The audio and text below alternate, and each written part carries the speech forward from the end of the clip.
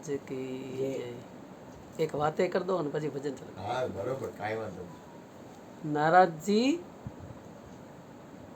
વિષ્ણુ ભગવાન પાસે થઈને એનો ચોપડો જોઈને આવ્યા હનુમાનજી પાસે.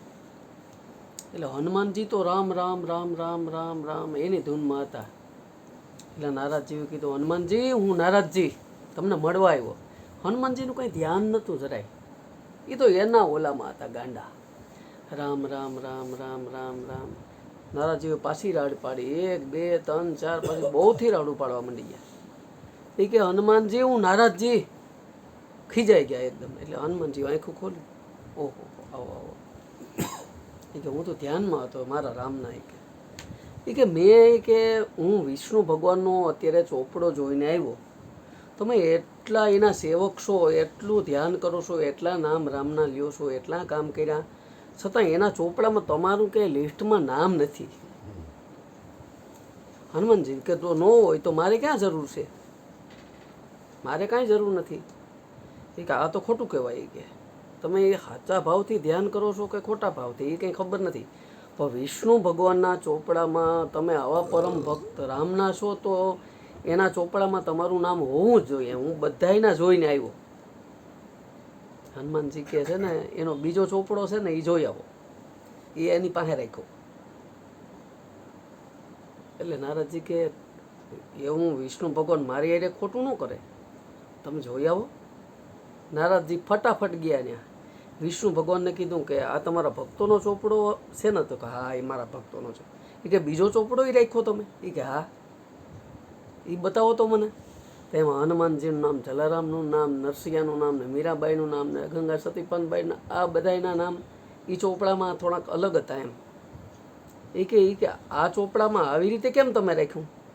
એ કે આ ચોપડો છે ને એ ભક્તો મારું ભજન કરે છે, અને આ મેં મારી પાસે રાખ્યો ને એનું ભજન હું કરું છું. એમાં હનુમાનજીના બધા એ કે એનું ભજન હું કરું છું.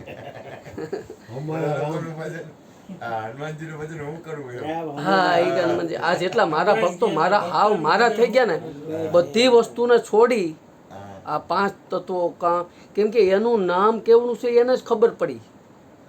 ખાલી એકનું નામ કેવડું છે ને, તો ખાલી એક નાની એવી વાત કરું મારા ખ્યાલ પ્રમાણે કે હમારા રામ હમકો જપે હમ પાવે આરામ.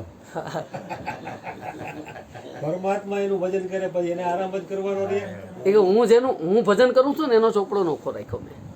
એનું ભજન હું કરું છું હાથને દી પરમાત્મા. એટલે એનું નામ ખરેખર કેવડું છે ને, આપણે વિચાર કરીએ ને તો વિવેક કેવડો હોય છે, વચન કેવડું હોય છે, એના આપણે માપનો કાઢી શકીએ.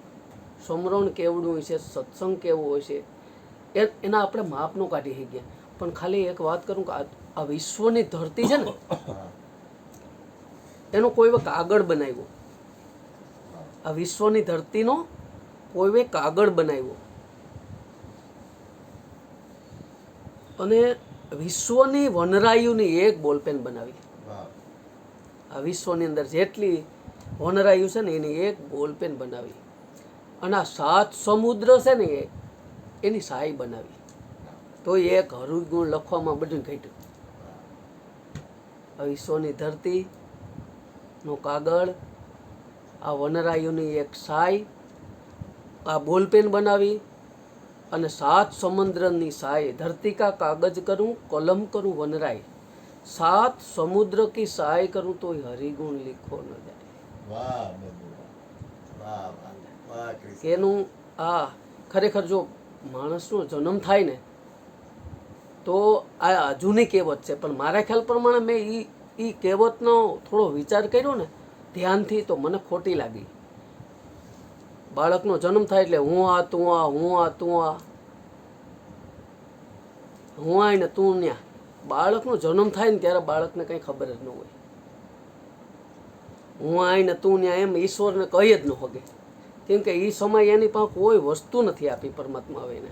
બુદ્ધિ નથી આપી, અક્કલ નથી આપી, ચતુરાઈ નથી આપી, બળ નથી આપ્યું, શક્તિ નથી આપી, કાંઈ નથી આપ્યું. તો એ કેમ બોલી શકે કે હું આવીને તું ત્યાં તારે ને મારે કંઈ લેવા દેવા નહીં? આ ખરેખર ખોટો છે. કે ક્યાં ખોટો છે એનો પાછો મેં એનો એક ધ્યાનથી વિચાર બનાવ્યો કે ખોટો ક્યાં છે ને સત્ય શું છે.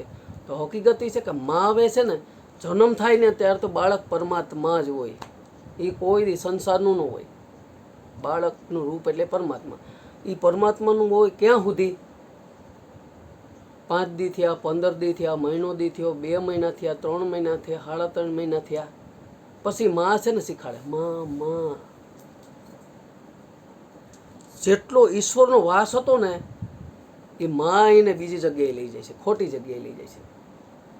જો મામા આવ્યા, મામા બોલ, કાકા, દાદા, ભાઈ, બેન, આ લૌકિક વસ્તુ માં એને શીખાડે.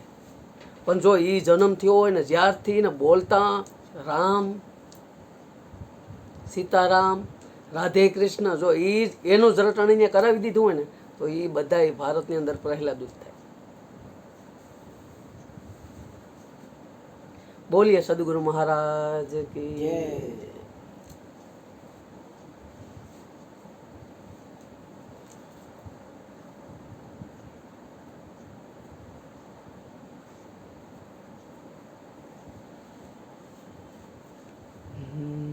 એ